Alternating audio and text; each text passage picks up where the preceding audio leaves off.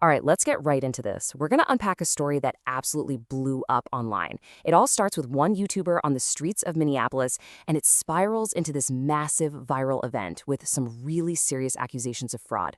So today, we're not just going to recap a video. We're going to look at it as a sort of case study, a look at how this kind of on-the-ground citizen journalism can create a narrative that gets millions of views and really shapes a huge public conversation. We're digging right into the source material to see how they build their case. And boom! Here it is. This is the central claim that kicks the whole thing off. It's a pretty provocative statement from the video's creator, Nick Shirley, and it really sets the stage for everything he's about to show us. That's a really bold accusation, right? So let's see how he actually tries to back it up. So how did this all even start? Well, it began with what the narrator of the source video called a thermonuclear viral short clip.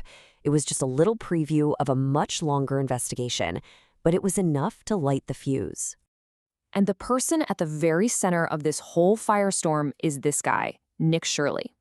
The source video presents him as a young creator who decided to investigate all these claims himself, right on the ground, with a camera in his hand. And the reaction to just that first little teaser video, it was huge. I mean, look at these numbers. We're talking 4 million views, 30,000 reposts, and almost 100,000 likes.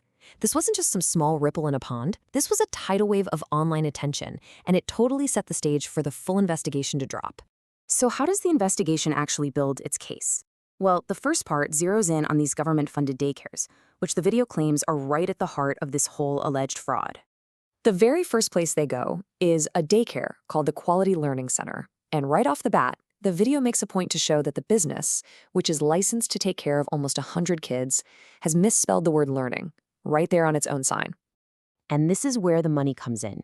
According to the video, this one single location received $1.9 million in government funding.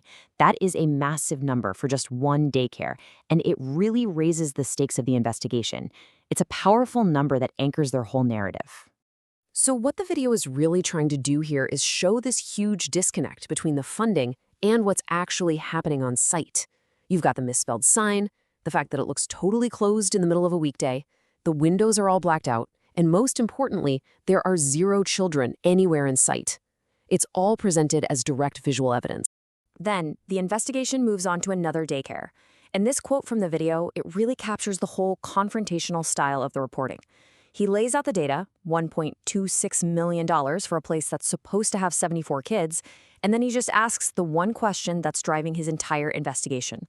Where are the kids?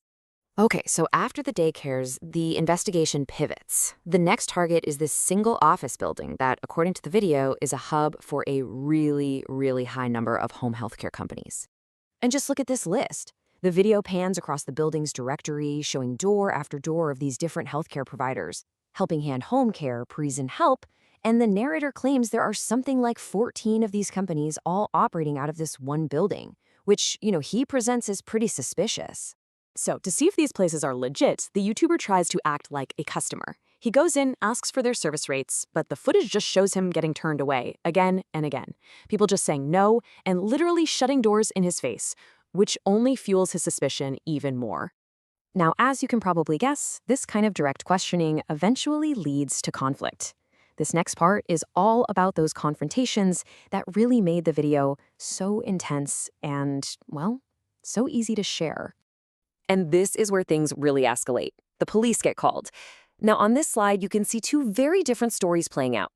On one hand, you have the YouTuber, Nick Shirley, telling the officer he's just there as a potential customer, checking on rates. But on the other hand, the officer says the complaint they got was for harassment.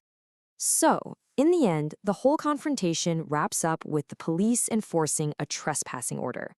The video shows Shirley and his cameraman being escorted off the private property, all while their cameras are still rolling, of course. Okay, so this is the point where the on-the-ground stuff pivots into a much, much broader and frankly far more controversial political argument. This is the moment the narrative tries to connect all these dots, from empty buildings to a massive national conspiracy theory. Now, this is where the source video's narrator, a guy named Benny Johnson, lays out a theory about who he thinks is masterminding all this alleged fraud.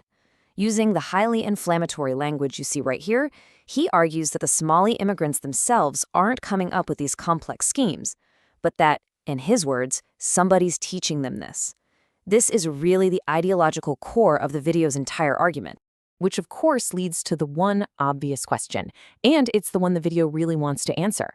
If someone is teaching them, then who is it? And here is the answer that's presented in the source material. The video alleges that the playbook for all this fraud is coming from the same political machine that helps elect certain Democratic politicians, and it specifically names Congresswoman Ilhan Omar. This is a crucial step for the video because it tries to turn the story from a local expose into a battle in a national political war. So, with claims that explosive, what was the fallout? Let's take a look at the online reaction, which was, just as intense as the video itself.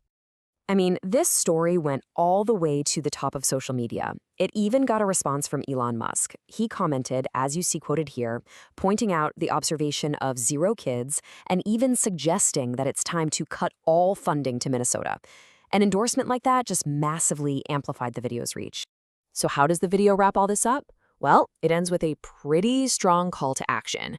The narrator demands that anyone involved in this alleged fraud should be deported, and he praises independent creators like Nick Shirley as the real journalists who are uncovering stories that the mainstream media supposedly ignores. And that really brings us full circle, right back to where we started.